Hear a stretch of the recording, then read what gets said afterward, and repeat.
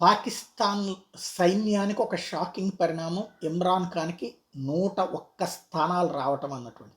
Rigging చేశారు, బెదిరించారు, నవాజ్ షరీఫ్‌ని పట్టుకొచ్చారు, భుట్టోని రైజ్ చేశారు, గొడవలు క్రియేట్ చేశారు, ఇమ్రాన్ని జైల్లో పెట్టారు.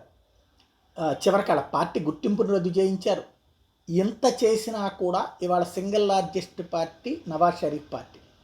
101 స్థానాలు వాళ్ళు గెలుచుకుంటే సెకండ్ ప్లేస్లో ఉన్న నవాజ్ వాళ్ళ పార్టీ 70, ఆ మూడో ప్లేస్లో ఉన్నటువంటి వాళ్ళు 50, 55 అంటే భుట్టో వాళ్ళ పార్టీ.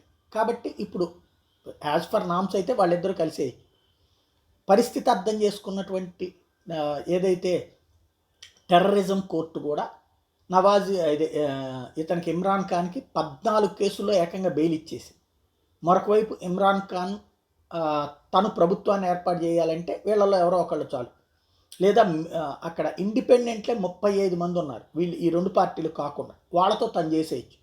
బట్ ఇక్కడ వీళ్ళిద్దరూ కలిసేస్తే ఆటోమేటిక్గా అంటే అక్కడ 133 కావాలి, వీళ్ళిద్దరూ కలిస్తే ఇప్పుడు 122, మళ్ళీ వీళ్ళకి ఇండిపెండెంట్ కావాలి.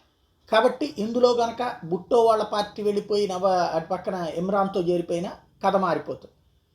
ఈ నేపథ్యంలో సైన్యం రంగంలోకి దిగి నవాజ్ ప్రభుత్వాన్ని తీసుకురావడానికి ప్రయత్నిస్తున్నటువంటి వేళ ప్రజాగ్రహం పెద్ద ఎత్తున నడుస్తుంది. సైన్యానికి వ్యతిరేక నినాదాలు, పలు చోట్ల ఘర్షణలు జరుగుతున్నాయి. పాకిస్తాన్లో సైన్యం కనుక రాజకీయ జోక్యాన్ని ఆపకపోతే సివిల్ వార్గా మారిపోయి ఇప్పుడు ఎట్లయితే బర్మాలో జరుగుతుందో అట్లాంటి ఘర్షణలు జరిగిన ఆశ్చర్యపోనక్కర్లేదు.